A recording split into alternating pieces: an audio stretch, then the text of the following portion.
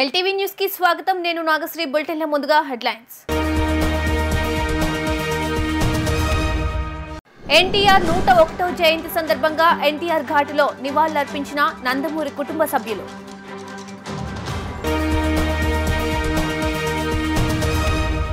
పోలీసులచే అన్యాయానికి గురైన సామాన్యులు. జిల్లా పోలీస్ ఫిర్యాదుల ప్రాధికార సంస్థలో ఫిర్యాదు చేస్తే విచారణ చేపడతామన్న రిటైర్డ్ జడ్జి నిరంజన్.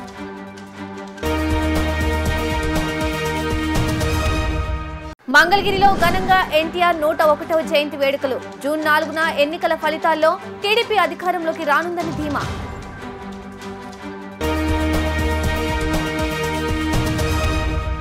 ఇక డీటెయిల్స్ చూస్తే టీడీపీ వ్యవస్థాపకుడు దివంగత మాజీ ముఖ్యమంత్రి ఎన్టీఆర్ 101వ జయంతి సందర్భంగా ఆయన కుటుంబ సభ్యులు నివాళులర్పించారు. హైదరాబాద్లోని ఎన్టీఆర్ ఘాట్లో ఆయన మనవళ్లు జూనియర్ ఎన్టీఆర్, కళ్యాణ్ రామ్ అంజలి ఘటించారు. తెల్లవారుజామునే ఘాట్ వద్దకు చేరుకుని తాతను స్మరించుకున్నారు. దివంగత నటుడు మాజీ ముఖ్యమంత్రి నందమూరి తారక రామారావు 101వ జయంతి వేడుకలు తెలుగు రాష్ట్రంలో ఘనంగా జరుగుతున్నాయి. ఎన్టీఆర్ జయంతి సందర్భంగా ఆయన అభిమానులు, టీడీపీ నేతలు నివాళులర్పిస్తున్నారు. ఎన్టీఆర్ కుటుంబ సభ్యులు, ఆయా పార్టీల నాయకులు ఎన్టీఆర్ కు ఘన నివాళులర్పించారు.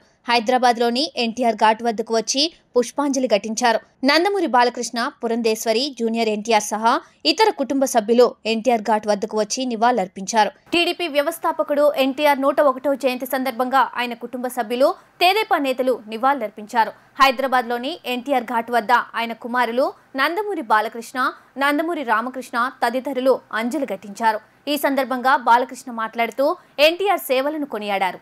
ఎన్టీఆర్ 101వ జయంతి సందర్భంగా హైదరాబాద్లోని ఎన్టీఆర్ ఘాట్లో నటుడు నందమూరి బాలకృష్ణ నివాళులర్పించారు.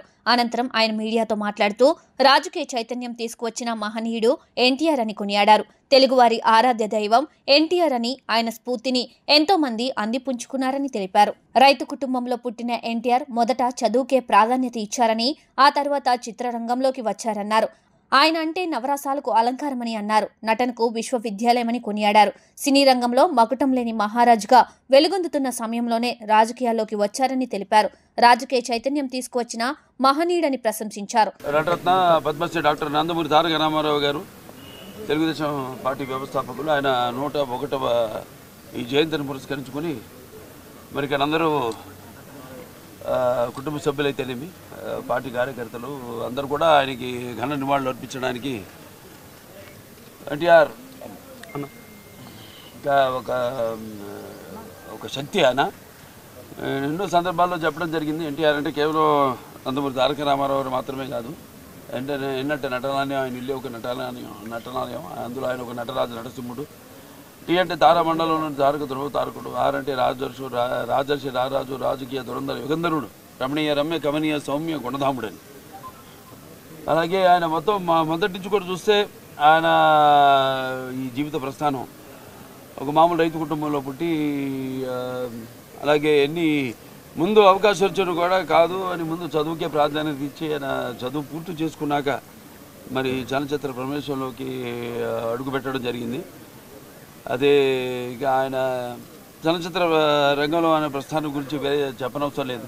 ఎన్టీఆర్ అంటే ఒక నటనకు నిర్వచనం, ఎన్టీఆర్ అంటే ఒక నవరసాలకు ఒక అలంకారం, ఎన్టీఆర్ అంటే నటనకు ఒక విశ్వవిద్యాలయం. తర్వాత ఆయన ఈ రాజకీయ రంగ చలనచిత్ర పరిశ్రమలో మకుటం లేని మహారాజుగా ఉన్నప్పుడే ఆయన ఈ చలనచిత్ర పరిశ్రమ నుంచి నిష్క్రమించి ఇటు రాజకీయ రంగ ప్రస్థానం చేయడం జరిగింది. అలాగే ఆయన ఎన్టీఆర్ అంటే ఆ తర్వాత నవశకానికి ఒక ఆరంభ మంత్రం.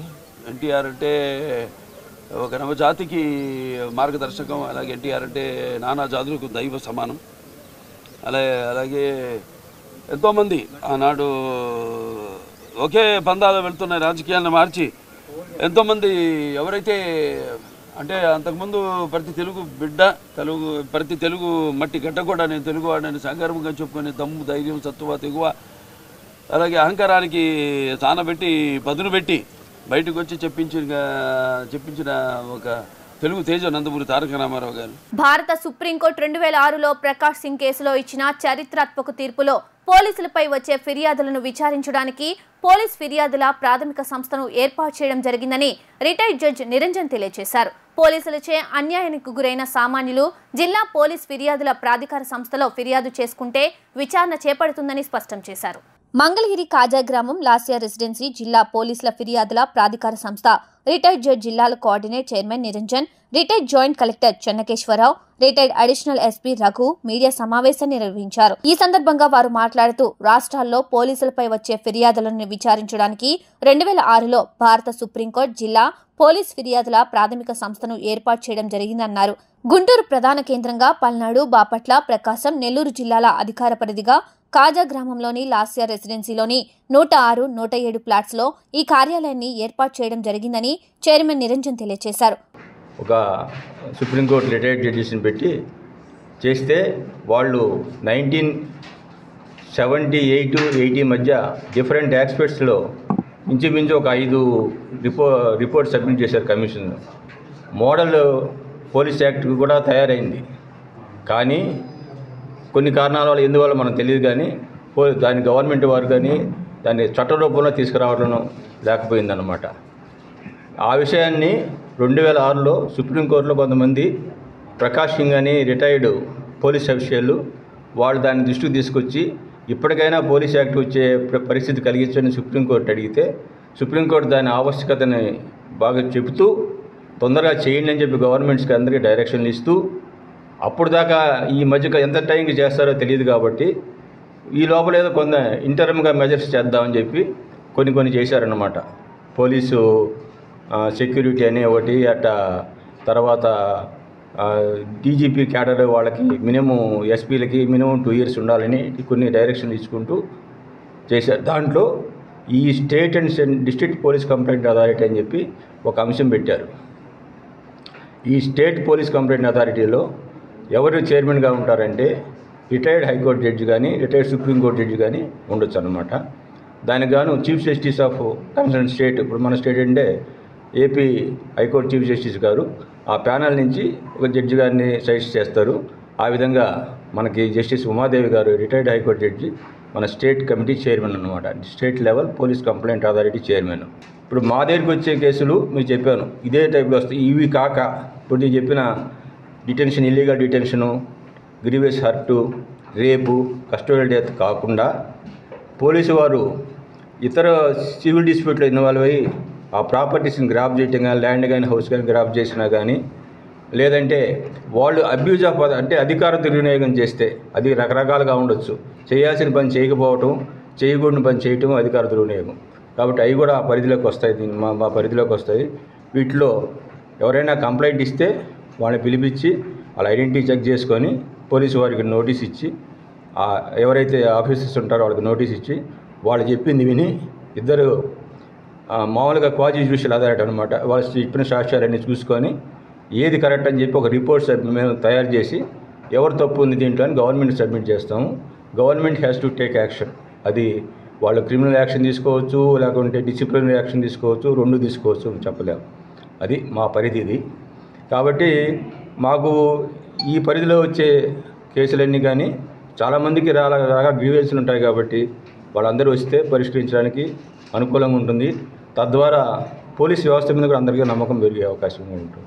తెలుగువారి ఆత్మగౌరవం కాపాడేందుకు సమాజమే దేవాలయం, ప్రజలే దేవుళ్ళు అన్న స్ఫూర్తితో నందమూరి తారక రామారావు తెలుగుదేశం పార్టీని స్థాపించారని నందం అబద్దయ్య తెలిపారు. సినీ రంగంలో రారాజుగా వెలుగుతున్న సమయంలోనే నందమూరి తారక రామారావు ప్రజలకు సేవ చేయాలని 9 నెలలు పాదయాత్ర చేసి పార్టీని అధికారంలోకి తీసుకువచ్చారని అన్నారు. తెలుగు జాతి కీర్తి కిరీటం, విశ్వవిఖ్యాత నట సార్వభౌముడు నందమూరి తారక రామారావు 101వ జయంతి సందర్భంగా మంగళగిరిలోని ఎంఎస్ఎస్ భవన్లో తెలుగుదేశం పార్టీ నాయకులు, కార్యకర్తలు పాల్గొని ఆ మహానాయకుడిని స్మరిస్తూ ఎన్టీఆర్ విగ్రహానికి పూలమాలలు వేసి ఘన నివాళులర్పించారు. ఈ సందర్భంగా మంగళగిరి తెలుగుదేశం పార్టీ సమన్వయకర్త నందం అబద్దం మాట్లాడుతూ తెలుగు జాతి ఆత్మగౌరవం, ప్రజల సంక్షేమం, రాష్ట్రాభివృద్ధికి విశేష కృషి చేసిన మహానాయకుడు ఎన్టీఆర్ అని కొనియాడారు. తెలుగుదేశం పార్టీ అధికారం చేపట్టిన తర్వాత కూడు, గుడ్డ, నీడ అన్న స్ఫూర్తితో పేద, బడుగు, బలహీన వర్గాలకు కిలో ₹2 బియ్యం, ప్రతి పేదవారికి పక్కా గృహాలు, సంక్షేమ పథకాలతో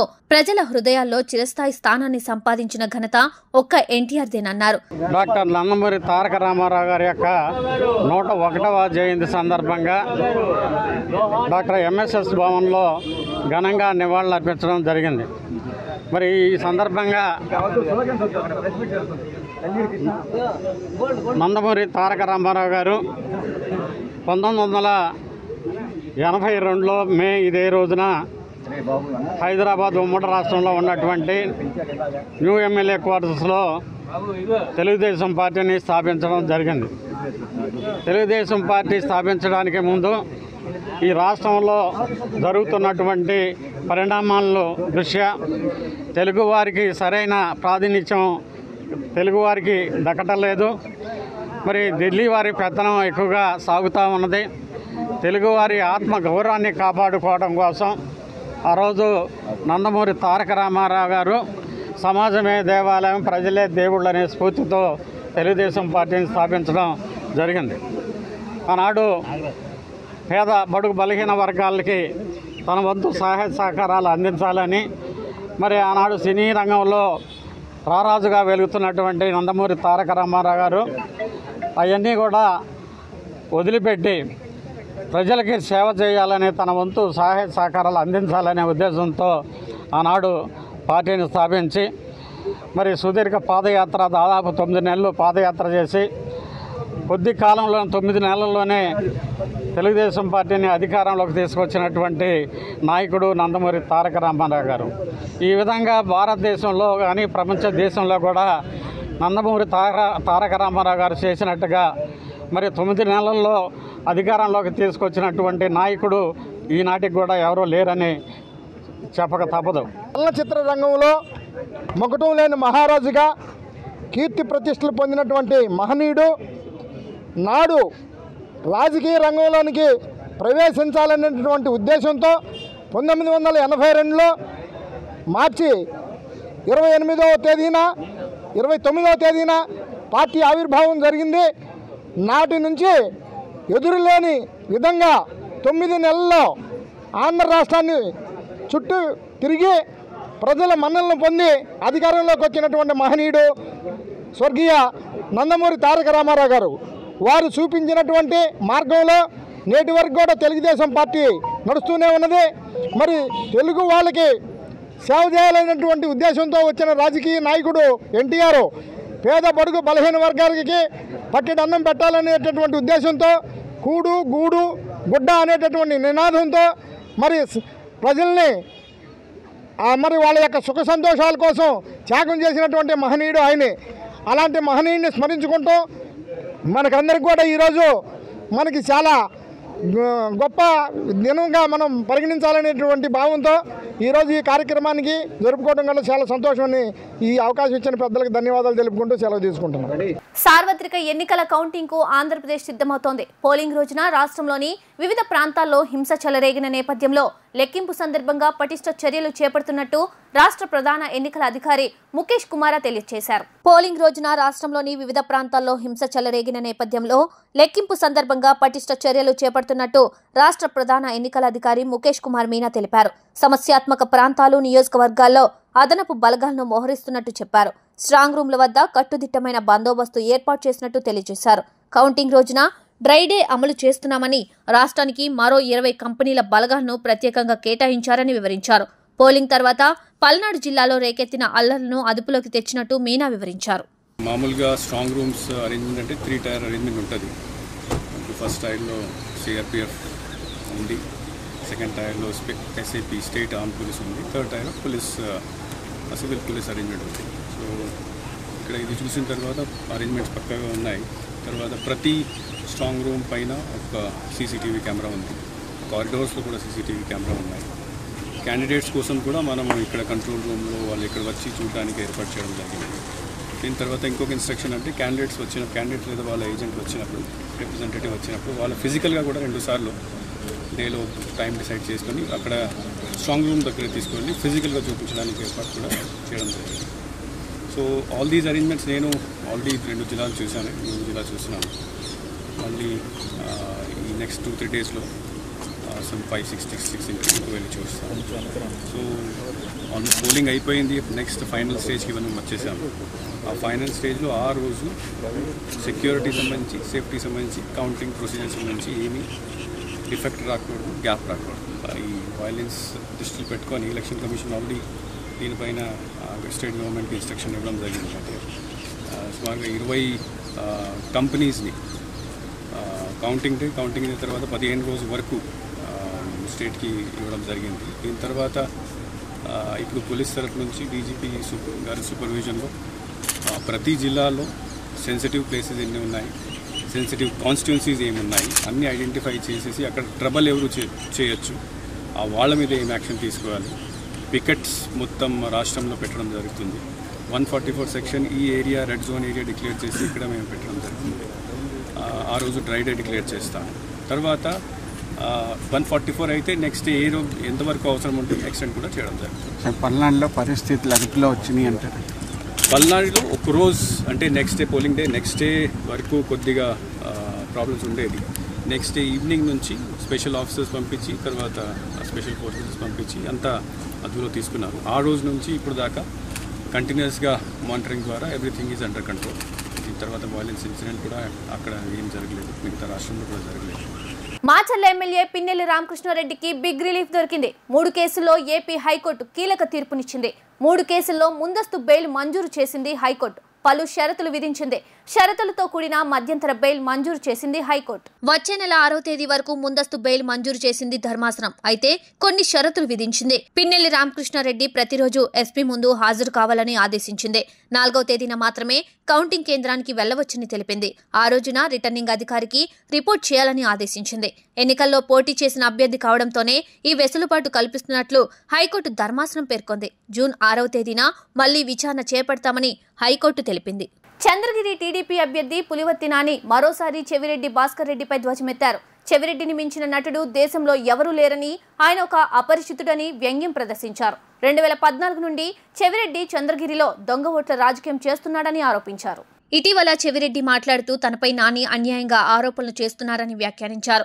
చెవిరెడ్డి వ్యాఖ్యలను పులివర్తి నాని ఖండించారు. చెవిరెడ్డిపై తాము ఏ రోజు కూడా వ్యక్తిగతంగా దూషించలేదని స్పష్టం చేశారు. ఎప్పుడైనా సరే తాము ప్రజా సమస్యలపైనే పోరాడమని, చంద్రగిరి నియోజకవర్గ ప్రజల అభివృద్ధి కోసమే మాట్లాడడం తప్ప ఏనాడు సొంత విషయాలు మాట్లాడలేదని అన్నారు. నాకు వారి మూయించావు, నా ఫ్యాక్టరీలు మూయించావు, ఏనాడు నేను పత్రికాముఖంగా మాట్లాడలేదు. చెవిరెడ్డిలాగా నేనేమీ డ్రామాలు ఆడడం లేదని పులివర్తి నాని వ్యాఖ్యానించారు. తనకు ఉన్నది ఒకే ఒక క్వారీ అని, దానికి 50 కోట్ల జరిమానా వేసి మూయించారని, తనను ఆర్థికంగా దెబ్బతీశారని వివరించారు. ఆయన చెప్పిన ప్రకారం ఎత్తుకుంటే పోలీసులు కానీ కోర్టులో జడ్జీలు కానీ అవసరం లేని విధంగా ఆయన మొత్తం చెప్పాడు. మీరు చూసుంటారు. ఒక్క నాయకుడు అనే వ్యక్తి ఆయన 2 సార్లు ఎమ్మెల్యే అన్నాడు, స్కూల్ ఎస్పీఎల్ అన్నాడు, కాలేజ్ చైర్మన్ అన్నాడు, ఆర్ట్స్ కాలేజ్ చైర్మన్ అన్నాడు, యూనివర్సిటీ చైర్మన్ అన్నాడు, లా కాలేజ్ చైర్మన్ అన్నాడు. నేను కనుక్కున్న దాంట్లో మ్యాక్సిమం అన్నింటిలో స్కూల్ క్లాస్ లీడర్ ఎక్కడ లేదు, ఎస్పీఎల్ అన్నారు. 88, 89లో ఫైన్ ఆర్ట్స్ దీనికి సెక్రటరీగా, 91, 92 లేదా 92, 93లో ఫైన్ ఆర్ట్స్ సెక్రటరీగా ఉన్నాడు. ఆయనతో పాటు ఉన్న కాలేజ్ చైర్మన్లు అందరూ కూడా మా దాంట్లో లేదన్నారు. ఒకవేళ ఆయన ఆ కాలంలో కాలేజ్ చైర్మన్ ఉన్నా నాకేం నష్టం లే, కానీ ఆయన స్టూడెంట్ లీడర్ అన్నాడు కదా. ఒకవేళ ఏదైనా స్టూడెంట్ లీడర్గా ఒక చైర్మన్గా ఉంటే మామూలుగా ఫేర్వెల్ ఫంక్షన్ ఇస్తారు, క్లోజింగ్ అప్పుడు మళ్ళీ ఫంక్షన్ చేస్తారు. ఆ చైర్మన్ అనే వ్యక్తికి సత్కరిస్తారు మామూలు. నేను కూడా ఈ కాలేజీలో చైర్మన్గా ఉన్నా కాబట్టి నాకు తెలుసు దాని గురించి. అదేదైనా ఉంటే మీకు బహిరంగ చూపిస్తే అది బాగుంటుంది. ఆయన ఏదున్నా నాకు అనవసరం, కానీ ఆయన నేను నాయకత్వం లక్షణాల గురించి చెప్పినాడు కాబట్టి నాయకుడు అనే వ్యక్తి లక్షణాల గురించి మీకు చెప్తున్నా. ఆయన చెప్పాలి నాయకుడు లక్షణాల గురించి. ఇంకోటి ఆయన మాట్లాడిన విధానం ప్రకెత్తుకుంటే నాని పైన దాడి చేయటానికి రాలేదు మా వాళ్ళు అన్నాడు. మీకు గుర్తుంటుంది, దానికి ముందు మోస్ట్లీ 20 తేదీ 19 గుర్తులే, మన గౌరవనీయులు ఆర్సీపురం జెడ్పీటీసీ గారు ప్రెస్ మీట్ పెట్టారు. ఆ మేడం గారితో పాటు కొందరు ఎక్స్ సర్పంచులు వాళ్ళు వీళ్ళు పెట్టారు. ఆ ప్రెస్ మీట్లో ఏమి పాయింట్లు చెప్పాడో అదే పాయింట్లు ఈయన కూడా చెప్పడం జరిగింది. అంటే ఈయన స్క్రిప్ట్ ఇచ్చి పంపించి చదివించినాడు, ఆ స్క్రిప్ట్ మళ్ళీ ఆయన చదివాడు. అది మీరు ఒకసారి చూసుకోవాలి. ఆయన చెప్పిన ప్రకారం నాని పైన దాడి జరిగింది, జరిగినాక ఆయన నడుచుకొని తిరిగాడు, తిరిగి ఇంటికి వెళ్ళాడు, ఇంటికి వెళ్ళి షర్టు ప్యాంటు మార్చుకున్నాడు, మళ్ళా వీల్ చైర్ వచ్చింది, మళ్ళా హాస్పిటల్కి వెళ్ళాడు అని మన అపరిచితుడు చెప్పినాడు, తుమ్మలగుంట అపరిచితుడు. ఒకసారి చూస్తే మీకు ఆయన చెప్పింది ఇది. ఈ ఏడాది నైరుతి రుతుపవనాలు సకాలంలోనే వస్తాయన్న అంచనాల నేపథ్యంలో భారత వాతావరణ సంస్థ ఆసక్తికర సమాచారం వెలువరించింది. కేరళలో రుతుపవనాల ప్రవేశానికి అనుకూల పరిస్థితులు ఉన్నాయని తీయని కబురు చెప్పింది. మరో 5 రోజుల్లో కేరళలో రుతుపవనాలు ప్రవేశిస్తాయని ఐఎండీ వెల్లడించింది. అయితే ఈ ఏడాది ఈశాన్య రాష్ట్రాల్లో సాధారణం కంటే తక్కువ వర్షపాతం నమోదవుతుందని తెలిపింది. అదే సమయంలో వాయవ్య భారతదేశంలో సాధారణ వర్షపాతం నమోదవుతుందని, మధ్య దక్షిణ భారతదేశంలో సాధారణం కంటే అధిక వర్షపాతం నమోదవుతుందని ఐఎండీ వివరించింది. ఇక తెలుగు రాష్ట్రాల్లోనూ అధిక వర్షపాతం నమోదు కానుందని వెల్లడించింది. జూన్ 1న ఇళ్ల వద్దే పింఛన్ అందజేయాలని టీడీపీ నేత దేవినేని ఉమామహేశ్వరరావు కోరారు. గత 2 నెలల నుండి పింఛన్దారులను ప్రభుత్వం ఇబ్బంది పెట్టిందని ఆయన గుర్తు చేశారు. జూన్ నెల పింఛన్ అయినా సచివాలయ సిబ్బంది సాయంతో పింఛన్లు ఇంటి వద్దే అందించాలని ప్రభుత్వాన్ని డిమాండ్ చేశారు. టీడీపీ కేంద్ర కార్యాలయంలో ఏర్పాటు చేసిన విలేకరుల సమావేశంలో మాజీ మంత్రి దేవినేని ఉమా మాట్లాడుతూ గత 2 నెలల నుండి పెన్షనర్లను ఎన్నో ఇబ్బందులు పెట్టారని, ఏప్రిల్, మేలో పదుల సంఖ్యలో వృద్ధుల మరణాలకు కారణమయ్యారని ఆరోపించారు. జూన్ నెల పింఛన్ అయినా సచివాలయ సిబ్బంది సాయంతోనే పింఛన్లు ఇంటి వద్దే అందించాలని ప్రభుత్వాన్ని డిమాండ్ చేశారు. వృద్ధుల మరణానికి కారకులైన అధికారులు మూల్యం చెల్లించుకోక తప్పదని హెచ్చరించారు. కావాలనే ప్రభుత్వం వృద్ధులను ఇబ్బంది పెట్టిందని ఆయన ఆరోపించారు. ఈ నెలలో బ్యాంకుల్లో వేసిన డబ్బులు, ఏ బ్యాంకుల్లో ఎక్కడెక్కడ ఎంత డబ్బు పడింది, జిల్లాల వారీగా రాష్ట్రం మొత్తం ఎందుకు ప్రభుత్వం ఈ వాస్తవాలన్నీ బయటపెట్టలేదు? ఎంత డబ్బు, ఇప్పుడు దాకా ఆ డబ్బు ఎంతమంది విత్డ్రా చేసుకున్నారు, ఇంకెంతమంది తీసుకోలేకపోయారు? ఈ నెలలో నెలాఖరికల్లా 31 కల్లా ఆ డబ్బంతా కూడా సచివాలయాలకు వెళ్ళాలి, సిబ్బందికి వెళ్ళాలి. లక్షలాది మంది ప్రభుత్వ ఉద్యోగులు ఉన్నారు. వాళ్ళందరితో కూడా బ్రహ్మాండంగా ఎవరైతే కౌంటింగ్ ప్రక్రియలో లేరో వాళ్ళందరినీ కూడా సద్వినియోగం చేసుకొని ప్రతి ఒక్క ఎవరైతే ఉద్యోగస్తులు ఉన్నారో వాళ్ళందరినీ కూడా ఇంటికి పంపిస్తే 45 నుంచి 50 మందికి 1 నుంచి 2 రోజుల్లో ఈ ప్రక్రియ అంతా కూడా పూర్తవుతుంది. పూర్తిగా పింఛన్లన్నీ కూడా ఇంటికెళ్ళి ఇచ్చే అవకాశం ఉంది. ఎన్నికలు అయిపోయాయి కాబట్టి ఎవరికి వాడు బాధ్యత లేకుండా, దీని గురించి మాట్లాడకుండా, ఆ వృద్ధుల గురించి, ఆ పింఛన్దారుల గురించి పట్టించుకోకుండా ఎవరు దుర్మార్గాలకు వాళ్ళు పాల్పడతా ఉంటే చంద్రబాబు నాయుడు గారు ఒక్కసారి తలుపు తట్టండి, ఒక్కసారి మేల్కొల్పండి. మళ్ళీ ఒకసారి వాళ్ళందరూ కూడా చాలా నిర్లక్ష్యంగా వ్యవహరిస్తూ ఉన్నారు. మరొకసారి మేల్కొల్పి ఆ పింఛన్దారులకి ఇంటి దగ్గరే పెన్షన్ వెళ్ళాలి, పంపించండి, పంపించమని గట్టిగా ప్రశ్నించండి, కళ్ళు తెరవమని చెప్పండి. చీఫ్ సెక్రటరీకి ఎన్నికలు అయిపోయాయి, జగన్మోహన్ రెడ్డి పని అయిపోయింది, ఇంకా మీరు స్వామిభక్తి కట్టిపెట్టండి. నెలాఖరు కల్లా ప్రతి సచివాలయంకి ఏ సచివాలయ పరిధిలో ఎన్ని పింఛన్లు ఉన్నాయి, ఎంతమంది సిబ్బంది అవసరం అవుతారు, ఎంతమందిని ఈ కార్యక్రమానికి పంపించాలనేది ఇంతవరకు కలెక్టర్లతో చీఫ్ సెక్రటరీ మాట్లాడా? వీడియో కాన్ఫరెన్స్ పెట్టాడా? లేకపోతే సబ్ సిఇఓ బాధ్యత తీసుకున్నాడా? మురళీధర్ రెడ్డి కూడా సిబిఐ ఈడీ కేసులో జగన్మోహన్ రెడ్డితో పాటు ముద్దాయిగా ఉన్నాడు, నిందితుడిగా ఉన్నాడు. వార్తలు ముగించే ముందు హెడ్లైన్స్ మరోసారి. ఎన్టీఆర్ 101వ జయంతి సందర్భంగా ఎన్టీఆర్ ఘాటులో నివాళులర్పించిన నందమూరి కుటుంబ సభ్యులు.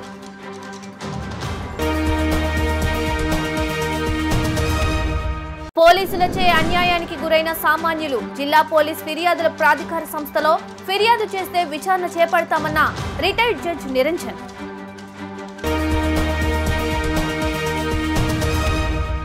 మంగళగిరిలో ఘనంగా ఎన్టీఆర్ 101వ జయంతి వేడుకలు. జూన్ 4న ఎన్నికల ఫలితాల్లో టీడీపీ అధికారంలోకి రానుందని ధీమా.